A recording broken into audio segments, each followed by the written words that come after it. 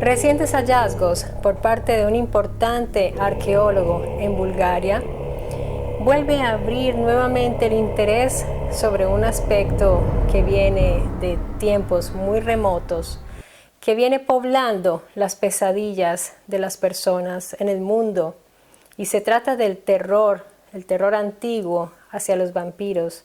¿Y por qué digo esto? Porque este esqueleto de la época medieval del siglo XIII tenía clavado en su pecho una estaca metálica. Esto indica que fue parte de un ritual antivampiro, muy común en aquella época.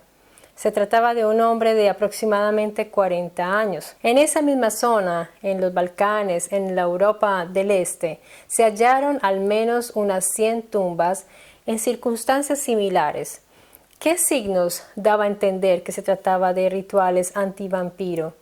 Por ejemplo, algunos cuerpos estaban mutilados, les faltaba en particular la pierna derecha de la rodilla hacia abajo, le amputaron las piernas a algunas personas y luego dejaban esta extremidad junto al cuerpo. En algunos casos decapitaban a la persona y llegaron a encontrar cabezas colocadas entre las piernas del cuerpo. A otros los encontraron amarrados de sus extremidades. Había niños inclusive en estas circunstancias, tenían tierra en la boca o tenían piedras muy pesadas dentro de la boca. ¿Qué querían evitar estas personas y a qué le tenían tanto miedo? Todo esto indica y confirma la firme creencia en los vampiros de aquella época, y no solo de la época medieval, también en épocas mucho más remotas y antiguas, porque recientemente fueron encontrados cuerpos en la antigua Grecia.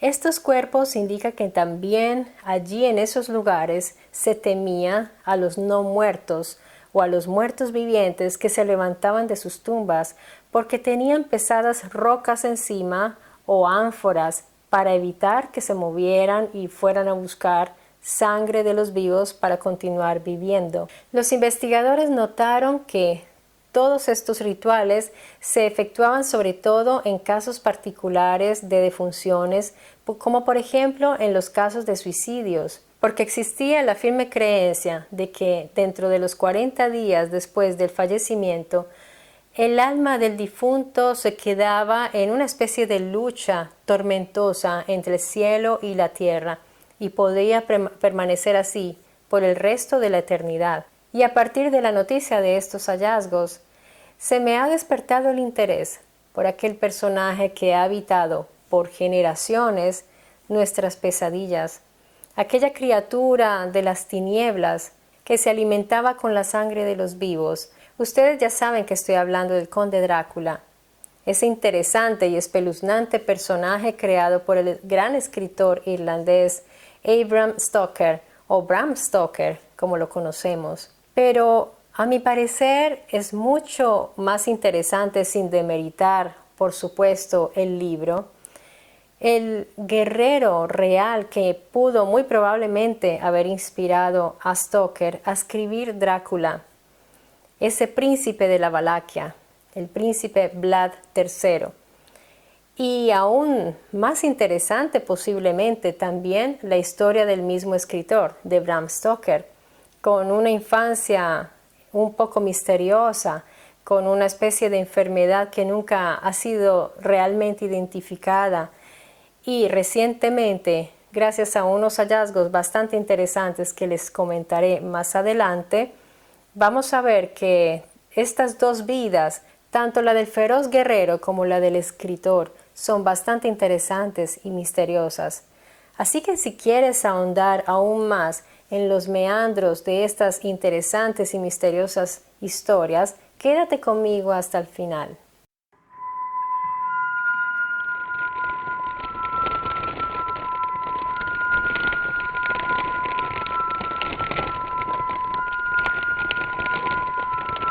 Ahora vamos a dar una mirada a la vida de Vlad III de Valaquia, también conocido como Drácula, que quiere decir hijo del dragón o del diablo. Era hijo de Vlad II quien en ese momento, para ese entonces, era el príncipe de Valaquia, gobernaba sobre toda la región de Valaquia. En ese momento, esa región se encontraba con mucha presión de parte de los turcos otomanos. En un cierto momento, Vlad II, o lo vamos a llamar Vlad el Viejo también, quien era el padre de Vlad III, que es el personaje central de esta historia, tuvo que pedir apoyo a los turcos porque en su región Valaquia estaba teniendo problemas allí muy serios de revoluciones y de amotinamientos, por lo cual él pidió apoyo a los turcos y como garantía decide dejar a dos de sus hijos, a Vlad III, que en ese momento tenía 11 años, y a Radu, que tenía 7 años apenas. Los deja allí con el sultán. De modo que en ese momento Vlad y Radu, los dos hermanos, quedan prácticamente como rehenes allí en el palacio del sultán, quien era teóricamente el enemigo de Vlad. De manera que estos muchachos crecen allí en este castillo. Durante la estadía de los dos muchachos en el castillo del sultán, fueron educados bajo la fe musulmana, se les enseñó el Corán, se les enseñó la cultura otomana, se les enseñó historia, digamos que los fueron formando como si fueran turcos también. El padre, Vlad el Viejo, está preocupado por la presencia de sus hijos ahí, de modo que él trata de evadir, digamos, trata de no hacer enojar al sultán, así que permite algunas invasiones, se hace un poco el de la vista gorda para no ir a hacer enojar allí y crear el avispero. La vida de estos dos niños siempre estuvo en vilo.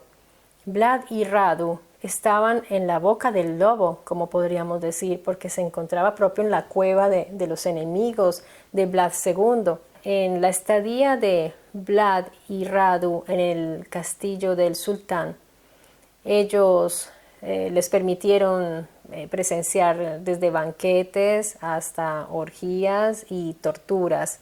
Se pueden imaginar estos niños cómo fueron creciendo, viendo muchas cosas. Pero resulta que Radu, el hermano de Vlad, fue creando una especie de amistad con Mehmed, el hijo del sultán y futuro sultán también. Esto a Vlad no le gustó para nada y Vlad era castigado muchas veces por su guardia, porque a ellos, a pesar de que los dejaban moverse por el castillo, no los dejaban irse, y el sultán no era una persona que toleraba a la gente que se le escapaba. Entonces los muchachos siempre estaban allí y a Vlad lo torturaban, lo molestaban, lo castigaban para doblegar su voluntad y enseñarle a respetar como extranjero, porque él ahí era extranjero, y pretendían humillarlo como para someterlo. Pero si lo que querían era someterlo, eso falló absolutamente, porque Vlad lo único que hizo fue en ese tiempo acumular muchísimo odio hacia los turcos y por ende hacia el hermano Radu, que entre otras cosas era llamado Radu el Hermoso, porque Radu parece que tenía un aspecto bellísimo, tenía un buen aspecto físico. Vlad empezó a odiar a su hermano, al sultán, a este Mehmed, y esto fue creciendo en él. Y los turcos no sabían que estaban formando un futuro enemigo implacable. Entonces la tolerancia de Vlad II hacia los turcos para proteger a sus hijos no le gustó para nada a un sergente llamado Hunyadi. Era un sergente húngaro. Él armó su ejército y se fue en contra de Vlad II. En ese combatimiento muere Vlad II, el padre de Vlad III y de Radu. Esto no le gustó tanto a Hunyadi porque su motivo no era, él no quería matarlos, él simplemente quería doblegar a la dinastía Draculesti y no más, no quería llegar tan lejos. Entonces, cuando los turcos se dan cuenta de toda esa inestabilidad y caos que hay dentro de Valaquia, porque ya asesinaron a Vlad II, aprovechan y van a atacar, a invadir Valaquia. Y adivinen a quién se llevan para gobernar. Se llevan nada menos que a Vlad III. Lo ponen allí en el gobierno y lo nombran príncipe. Pero estos se imaginarán que al ser gente húngaro no le gustó para nada, porque él sabía lo que estaban haciendo. Estaban poniendo un títere para el gobierno turco poder gobernar a través de Vlad III. Miren que esto les puede parecer algo similar a lo que hoy en día se hace, o sea que lo que se hace hoy día de hacer un golpe y poner un presidente para entrar, digamos, con ese filtro a otra nación extranjera, ya se hacía también en esos tiempos. Así que un Yadi echa a Vlad III, no lo quiere ver ahí. Pero Vlad aprovecha también todo este caos, la situación que se está produciendo y escapa. Él logra escapar, se pierde Vlad y se va a otras tierras. Se va hacia donde un tío, se refugia donde un tío. Mientras tanto, un Yadi, el húngaro, pone en el gobierno de la Valaquia a un Vladislav II. Lo nombra príncipe y pone a Vladislav II a gobernar. Pero este Vladislav no es muy buen gobernante. Empieza como a haber un mal gobierno allí también. Mientras tanto, Vlad está en el exilio, pero el tío de Vlad III muere y él dice, bueno, yo no tengo alternativa, ¿para dónde me voy? Regreso nuevamente a Hungría.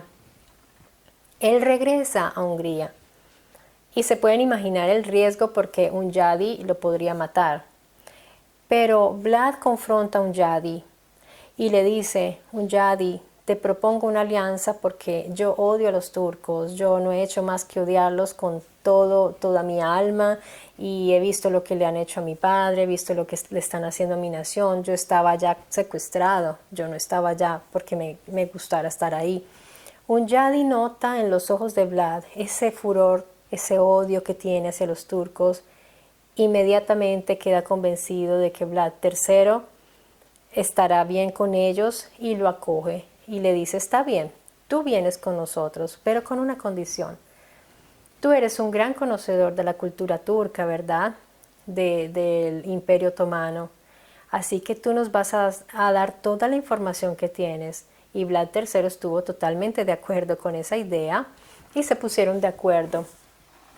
De manera que Vlad III entra en un combate cuerpo a cuerpo con Vladislav II y lo echa del reino y se queda él como legítimo príncipe Vlad III Drácul. Así que desde allí ya empieza Vlad a gobernar.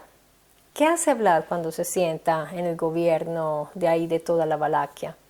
Inmediatamente empieza a hacer una especie de limpieza y él él ataca violentamente a toda esa aristocracia feudal que existía allí. Los mata de una manera muy violenta, los masacra a todos.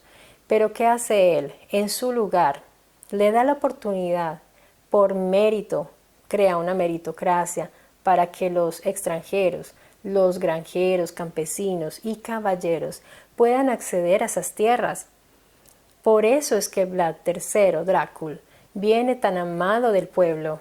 El pueblo le empieza a adorar porque se dan cuenta que él está con ellos. Entonces empieza Vlad a mejorar también la economía, a mover la economía, empieza a hacer cosas interesantes allí, pero siempre con mucha violencia. Vlad era una persona que a sus enemigos no los perdonaba y le gustaba la sangre.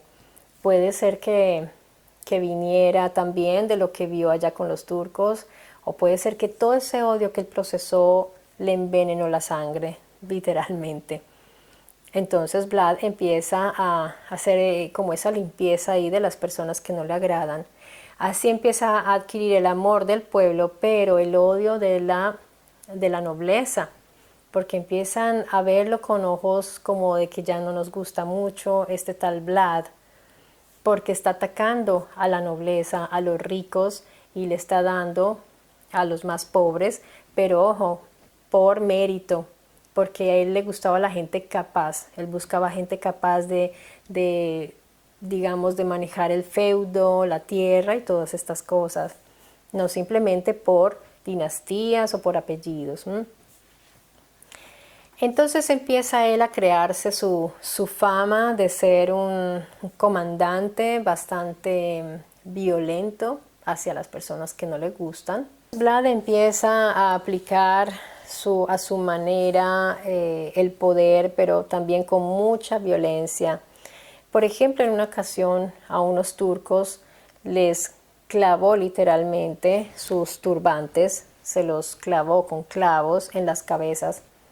Cuando llegaron estos hombres allá de regreso al sultán, el sultán vio esto y lo tomó como una declaración de guerra.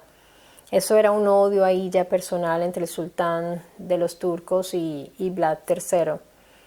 Vlad III, por ejemplo, era una persona también muy astuta porque él se disfrazaba de turco, ya saben ustedes, él sabía perfecto el idioma, las costumbres, sabía perfectamente cómo se movían los turcos y se camuflaba entre ellos para espiar.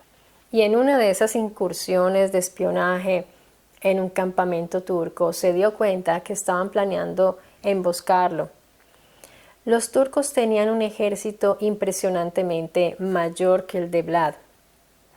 De hecho, Vlad contaba con muy poco apoyo, tenía pocos hombres, tenía unos cuantos miles de hombres, pero los turcos tenían cientos de miles de hombres. La diferencia era abismal.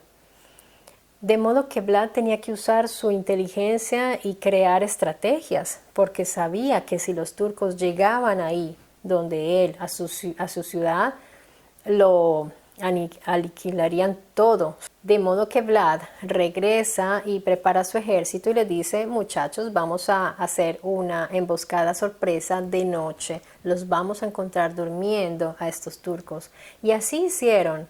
Llegó Vlad con sus hombres y obviamente el factor sorpresa estuvo a su favor y esa batalla la ganaron.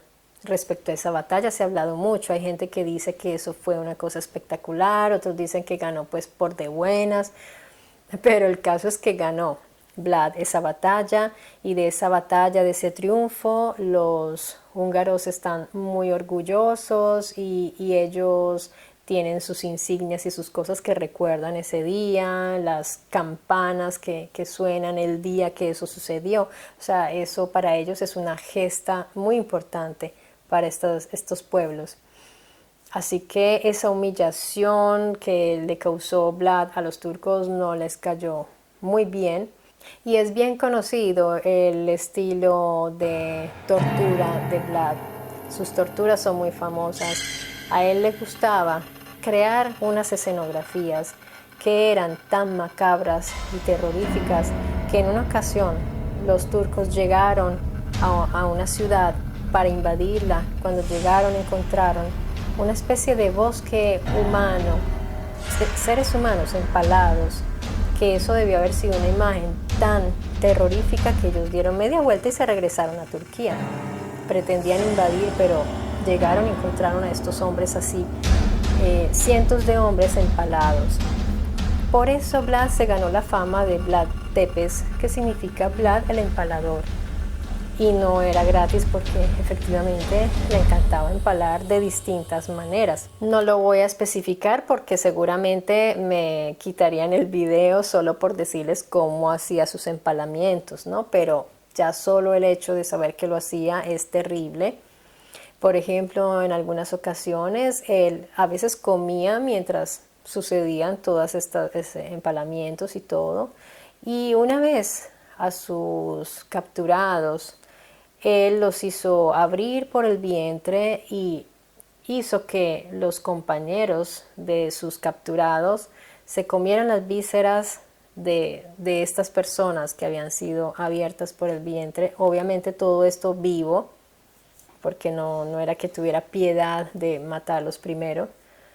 Se podrán imaginar esa situación, estas personas comiéndose las vísceras de sus compañeros y luego a ellos les hacía lo mismo, les abría el vientre y al otro le hacía así por turno, se iban comiendo las vísceras hasta que llegaba el último. ¿Y qué le hacía al último? Lo hervía vivo y esa carne se la daba a los perros. Bueno, esto es bastante crudo, pero Vlad era así. Y no solo Vlad, esto no es solo Vlad, porque en esa época se solía hacer este tipo de cosas. De modo que hay ciertas cosas, ciertos argumentos de toda esta historia que han tomado escritores europeos y que han hecho de Vlad un monstruo horrible, y por eso vemos el contraste de lo que se piensa en Occidente a lo que se piensa en la zona de los Balcanes y en la Rumanía, en Rumania o en Polonia, en Europa del Este y de Oriente, que es muy distinto a lo que pensamos por aquí, que Vlad era realmente un héroe, un combatiente. Y de esto no hay duda, que fuera un combatiente muy valiente, lo fue, y esto los historiadores pueden dar fe de esto porque está toda la documentación y todo está perfectamente estudiado, que Vlad efectivamente era un gran batallador porque tenía poco apoyo de hombres, poco apoyo, digamos, numérico en cuanto a militarmente, pero sin embargo ganaba las batallas. Todo esto fue así hasta un día que, piensen, el propio hermano de Vlad III fue quien lo derrotó. Recuerdan a Radu el Hermoso, el hermano odiado de Vlad. Regresó con un ejército enorme apoyado por los turcos, porque Radu se hizo muy amigo, recordemos, de el hijo del sultán, y ahora este era el sultán. Entonces Radu llegó con su gran ejército y sitiaron a Vlad III, lo sitiaron en su fortaleza, donde aún se pueden ver las ruinas, esta gran fortaleza que queda en la cima de una montaña. Ahí hay un combate muy fuerte, y a la esposa de Vlad, a su amada esposa, ella le dicen que perdieron la batalla, que su esposo está desaparecido, que muy seguramente está muerto. Ella se lanza al vacío y muere al caer en un río, porque es un peñasco altísimo donde se encuentra esta gran fortaleza. Así que allí, digamos que hasta ahí hay un seguimiento más o menos todo verídico de los hechos, pero ahí se pierde un poco la huella y el rastro de Vlad. Y empieza un poco la leyenda, porque hay varias versiones. Hay una versión que los otomanos dicen que ellos le cortaron la cabeza y la mandaron para Constantinópolis. Hay otra versión que dice que los restos de Vlad se encuentran en una capilla en Bucarest, pero se dieron cuenta después, cuando fueron a examinar, que los restos que hay allí son de un caballo. Sin embargo, ellos siguen diciendo que ahí está Vlad, el empalador. Bueno, tienen toda su parafernalia, la iglesia y todo, y está el monasterio, y ellos dicen que ahí está Vlad. Como les digo, allá hay una especie de adoración hacia Vlad, porque lo ven como un héroe. Pero les voy a contar algo bastante interesante. Hay otra versión que está sustentada por historiadores que se han ido dando cuenta y han estudiado esas huellas de Vlad para encontrar dónde podría estar enterrado. Resulta que la Orden del Dragón eran familias que se unían para proteger el cristianismo aquella época, y entre estas familias había muchos nobles, y ahí estaba Vlad III y también el rey de Nápoles. Se cuenta que había una batalla contra los turcos, y había varios nobles batallando, entre los cuales estaba Vlad III, Drácula, y también el rey de Nápoles y otros nobles. No se sabe qué ocurrió con Vlad III, pero uno de esos nobles regresa a Nápoles, a su tierra, con una niña y otras personas, con una niña de 7 años, y le preguntan de dónde viene esa niña. No, ella viene de Europa del Este, y bueno, él cuenta una historia para explicar la proveniencia de esta niña. Esta niña se llama María y curiosamente la llevan directamente a la corte y esta niña viene prácticamente adoptada por el rey de Nápoles, nada menos, y viene protegida y ella crece dentro de la nobleza napolitana. La niña María Balsa, mucha gente preguntaba, pero ¿quién es el papá y quién es la mamá? No, era un misterio y se decía que era hija de unas personas de Europa del Este, pero hay una interesante, digamos, línea investigativa, si la podemos llamar así, que han ido encontrando cosas.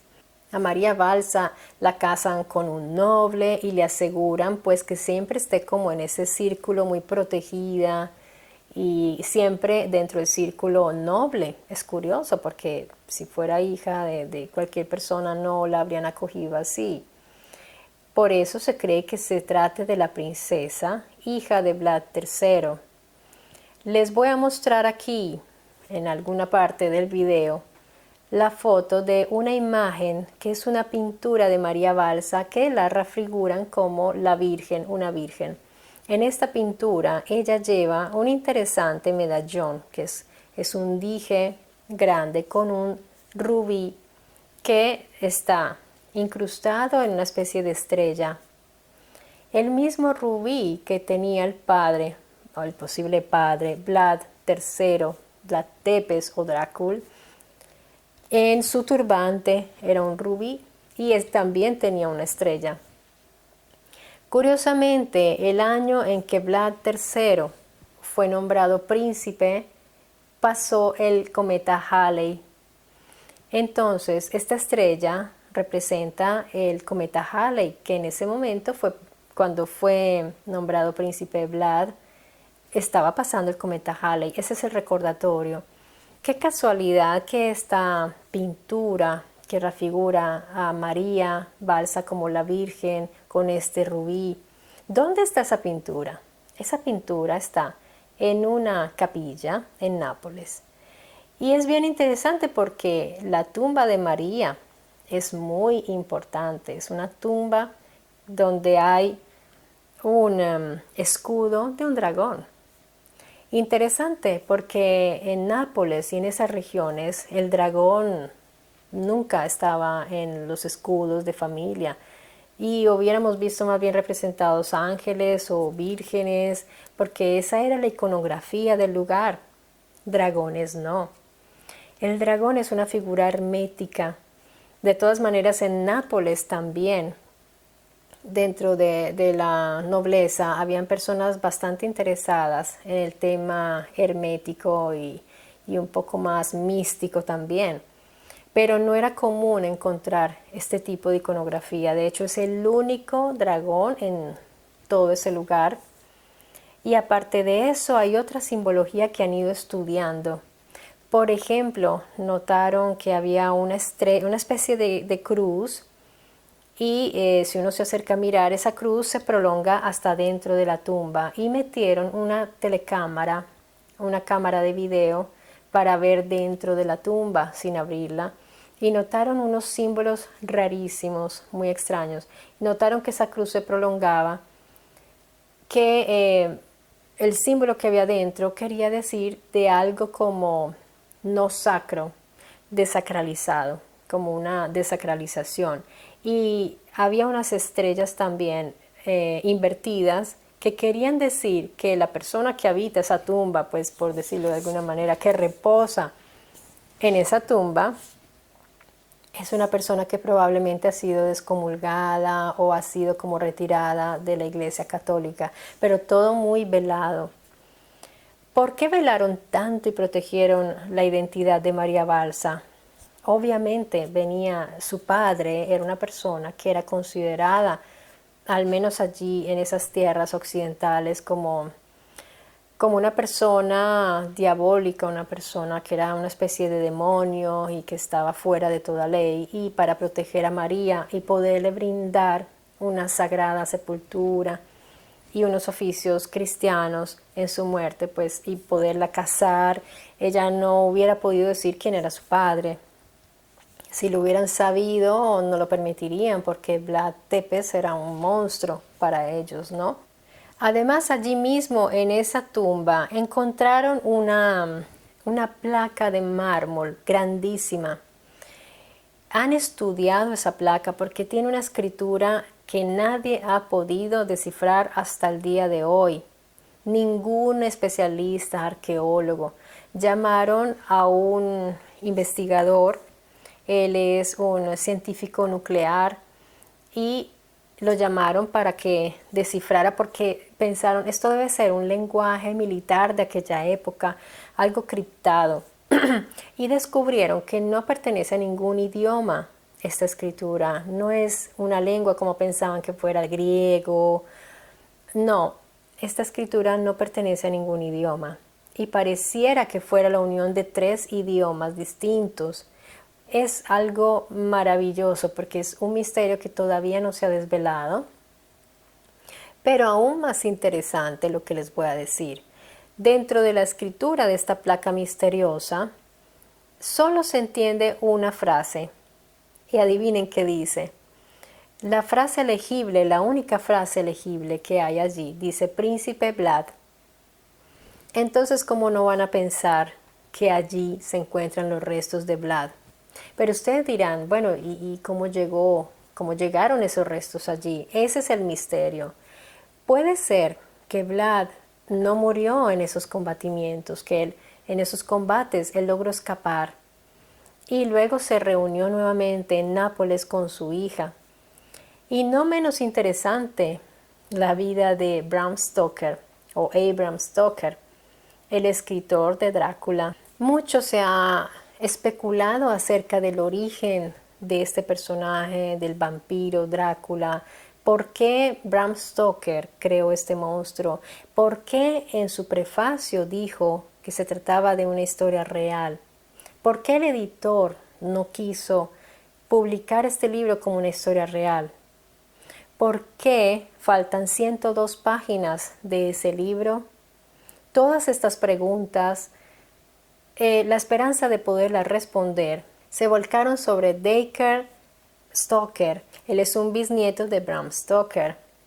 Solo que esta persona nunca se había interesado en historias de vampiros ni nada de estas cosas, hasta que alguien fue en su búsqueda y le dijo, mira, te propongo que hagamos una investigación y hagamos algo respecto a esta historia. Dacre se interesó y empezó a descubrir cosas increíbles. El primero encontró unos diarios, unas anotaciones ahí en su casa, empezó a hacer preguntas a su familia y se dieron cuenta que quien tenía los originales del escrito de la historia de Bram Stoker era nada menos que el cofundador de Microsoft. Sí, el cofundador de Microsoft tenía las anotaciones, los manuscritos de la historia de Bram Stoker, Drácula. Ellos se fueron inmediatamente a Seattle a encontrarse con él, con esta persona. Esta persona es un coleccionista, le fascinan los objetos de terror. Él de hecho tiene dentro de su colección nada menos que el hacha que usó Jack Nicholson en la película Shining y cosas así. Él tiene muchísimos tesoros que cuida como tesoros y los tiene custodiados. Él no permite que cualquiera vaya y mire. Así que no fue fácil acceder a los manuscritos. Dacre le explicó que él es descendiente de Bram Stoker y sin embargo tuvo que firmar un documento donde se comprometía a la total confidencialidad de estos documentos, de no revelar todo lo que estaba allí. A Dacre no le quedó pues más alternativa que aceptar y con su coescritor, porque él escribió un prequel de Drácula recientemente publicado con otro autor, se dirigieron allá pues para ver estos manuscritos originales y efectivamente estaban las 102 páginas que faltaban. Pero de todas maneras, o Dacre no puede o no quiere revelarlo todo. Ahí hay muchas cosas un poco extrañas, porque Dacre escribe su libro, que ahorita fue, creo, un éxito también. Creo que se llama Drácula, el origen, me parece. Y en este libro él cuenta ya la historia de Bram Stoker y por qué Bram Stoker creó el monstruo Drácula. Él se basa en la historia de la infancia de Bram Stoker porque Bram Stoker tuvo una extraña enfermedad muy misteriosa, la cual nadie ha sabido con certeza de qué se trataba, pero que lo tuvo postrado en su cama los 7 primeros años de su vida. Lo curioso es que después de esos 7 años, no, más o menos a los 16 años, Bram Stoker se vuelve campeón de rugby y se vuelve un atleta increíble y es una persona supremamente llena de energía y vitalidad. Él cambia totalmente. El mismo Dacre se pregunta, ¿qué pasó? ¿Qué hizo? ¿Será que se hizo algo en la sangre esta persona para haberse limpiado y haberse vuelto tan deportista y atleta? ¿Qué pasó en la vida de Bram Stoker para cambiar así? Bueno, lo que cuenta Dacre en su libro, y no les voy a garantizar que eso sea cierto o no, es que Bram Stoker en su infancia, él vivía con sus hermanos y sus padres. La madre de Bram Stoker era una persona que le contaba muchas historias. ¿Qué tipo de historia le contaba? Historias de fantasmas, de muertos, porque eso era lo que ella vivió durante la época de las epidemias. Y ella le contaba estas historias a Bram, que seguramente habrá tenido muchas pesadillas y habrá desarrollado una gran imaginación. De todas maneras, Dacre cuenta que ellos, los hermanos Stoker, tenían una niñera que se llamaba Ellen. Esta niñera era muy rara y le hacía unas extrañas curaciones a Bram. Y ella decía que salieran todos de la habitación cuando le iba a hacer estas curaciones, que era una especie de ritual raro. Y un día la descubrieron chupando la sangre de Bram y Bram chupando la sangre de ella. Ellos trataban de guardar discreción porque veían que el niño mejoraba, así que nunca la quisieron juzgar, ni acusar, ni nada. Ella la dejaban que le hiciera estas cosas raras a Bram. Cuentan ellos que después de eso ella tenía un aspecto casi enfermizo, como envejecida, y estamos hablando de una chica de 16 años. Y ella después de eso se fue de esa casa, pero antes de irse les dijo, él está curado ahora, pero va a morir de una enfermedad de su sangre. Después de muchos años morirá. Esta chica desaparece de la vida de esa familia, no la vuelven a ver por mucho tiempo, pero cuentan que cuando ellos ya eran adultos, los hermanos Stoker, incluyendo a Bram, se la encontraron y dicen que ella tenía la misma semblanza joven de cuando tenía 16 años, que ya tendría que tener unos 30 y pico, pero seguía viéndose así como una muchachita de 16 años. Esto es bastante extraño. Además, allí se narra de algo de un vampiro que encuentra a Bram.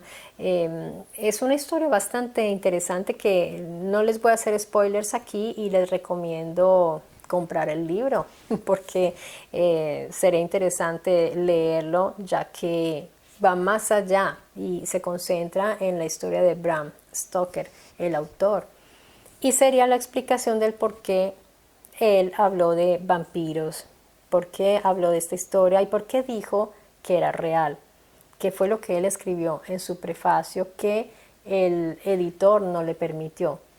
¿Por qué el editor no le permitió a Bram Stoker publicarla como real? Porque en esa época acababan de salir de la crisis de este asesino serial, Jack el Destripador. Entonces se encontraban como en Europa con este temor a algo real, terrible, algo trágico, todas estas muertes de este asesino en las sombras que entre otras cosas nunca fue capturado. El editor no quiso como darle más tragedia a la gente y dijo, no, públicalo como ficción, como una novela gótica de terror, pero no me lo publiques como algo real porque no queremos más realidades trágicas. Y así fue como Bram Stoker la publicó. Pero la vida de Bram Stoker es muy, muy misteriosa e interesante. Y él también estuvo rodeado de personas que de verdad no eran comunes, eran fuera de este mundo. Y fue precisamente estas personas que él usó como sus personajes. Él cuenta la historia de cuando fue al puerto, cuando se encontraba en Whitby, por ejemplo, en Whitby, y él va al puerto una noche y habla allí con unos capitanes, unos marineros que estaban allí de la guardia costera, que le cuentan que había llegado un velero, el Dimitri, que venía de la Europa del Este, con una especie de cargamento, unas cajas llenas de tierra, y que la mayoría de la tripulación estaba muerta. Y esto lo narra él como un hecho real.